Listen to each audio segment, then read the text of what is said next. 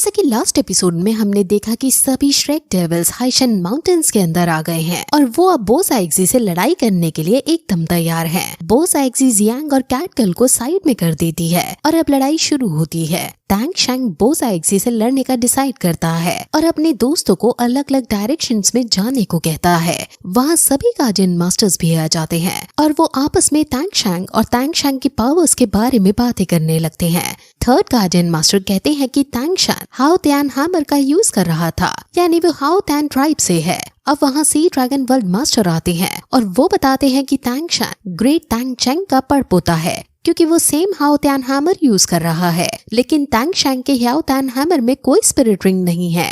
वहाँ starfish guardian master भी आते हैं और वो कहते हैं कि टैंग शैंग का पोटेंशियल लिमिटलेस है। अगर वो अपनी दोनों मार्शल सोल में स्पिरिट रिंग्स ऐड करेगा और दोनों मार्शल सोल्स की लेवल 90 से ऊपर पहुंचाएगा तो उसके पास बोस आइग्जी से भी लड़ने की शक्ति आ जाएगी।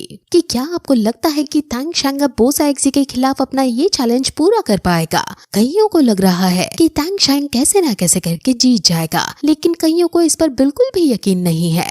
सी ड्रैगन वर्ल्ड मास्टर कहते हैं कि हम में से किसी ने भी ओशन गॉड के 9 टेस्ट को पहले पूरा कभी नहीं देखा है, इसलिए हम बिल्कुल अंदाजा नहीं लगा सकते हैं कि आगे क्या होने वाला है। मर्मेड वुमेन इस फाइट के लिए बहुत एक्साइटेड थी क्योंकि वो सच में किसी ऐसे योद्धा को देखना चाहती थी जो बोस आइग्जी को मात दे सके। कैटगर्ल कहती है कि अगर टैंग शैंग सच में बोस आइग्जी को हराने के लेवल पर पहुंच जाएगा तो हम मार्शल सोल हॉल के खिलाफ एक अच्छी जंग छेड़ सकते हैं और हमारे जीतने के चांसेस बहुत ज्यादा बढ़ जाएंगे। टैंग शैंग अब बोस आइग्जी को देखकर सोचता है कि ये जानती है कि हम हाइशन हाईलैंड के कॉर्नर पर जाएंगे, लेकिन फिर भी ये हमें रोकने के लिए कोशिश क्यों नहीं कर रही है? क्या ये वो तो नहीं?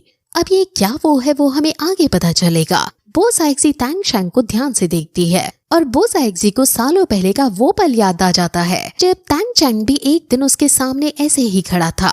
उन्होंने फिर साथ में एक साथ बैठकर सनराइज को देखा था और वो दोनों काफी करीब आ गए थे, लेकिन फिर उन्हें एक दूसरे से लड़ना पड़ा और उस लड़ाई के बाद सब कुछ बदल गया। अब मुझे उसी के पड़पोते से लड़ना है और ना जाने अब क्या होने वाला है। अब टैंग शैंग वहाँ से भागने लगता है और बोस आइग्जी उसे भागता हुआ देख रोकने की सोचती है और उस पर अपनी शक्तियों से अटैक करती है। टैंग शैंग उनकी शक्तियों से डॉज करता है, लेकिन ऐसा करने में उसे काफी परेशानी हो रही थी क्योंकि वो अटैक बहुत स्पीड में किए जा रहे थे। और फिर बोस आइग्जी अपने दोनों अटैक्स को टैंग शैंग के आगे पीछे ले आती है और टैंग शैंग उन अटैक्स के बीच में आ जाता है। उसके पंख कट जाते हैं और वो बहुत ज्यादा घायल होने लगता है। अब उस पर तीसरा अटैक भी लगने वाला होता है, लेकिन तभी वो अपने हाओ त्यान हैमर को बाहर निकालता है और बोस आइग्जी के अटैक्स को अपने हैमर से काटने की कोशिश करता है और फिर अपने हैमर से फाइनली उसके अटैक को तोड़ देता है। लेकिन ऐसा करने में वो बहुत ज्यादा घायल हो जाता है। अगर आप सोच रहे हो कि टैंग शैंग पंख कटने के बाद अभी भी उड़ कैसे पा रहा है, तो आपको बता दूं कि टैंग शैंग के पास फ्लाइंग एबिलिटी है जो उसे बहुत पहले ही मिल गई थी। आपको कमेंट करके बताना है कि उसको ये एबिलिटी कब और कैसे मिली थी। टैंग शैंग जो बहुत ज्यादा घायल हो गया था वो अब और ज्यादा ना भागने का डिसाइड करता है और गॉड किलर डोमेन को एक्टिवेट करके 8 स्पिरिट रिंग का यूज करता है। वो अपने हैमर और अपनी स्पाइडर लेग्स को लेकर आगे बढ़ता है और अपने हैमर से बोस आइग्जी के ऊपर हमला करता है, लेकिन बोस आइग्जी अपने स्टिक से उसके हमले को रोक लेती है। अब टैंग शैंग बोस आइग्जी पर पीछे से हमला करता है और स्पाइडर लेग से उनको काटने की कोशिश करता है, लेकिन बोस आइग्जी अपने डंडे से उससे बच जाती है और उस पर काउंटर अटैक कर देती है, जिससे टैंग शैंग दूर जाने लगता है। टैंग शैंग समझ जाता है कि उसके लिए यहाँ से भाग पाना मुश्किल होने वाला है क्योंकि बोस आइग्जी अब सिर्फ उस पर ही हमला कर रही है। टैंग शैंग अब अपनी ब्लू सिल्वर फॉर्म में आता है और स्वेलोइंग गॉड थ्रेड्स का यूज करता है।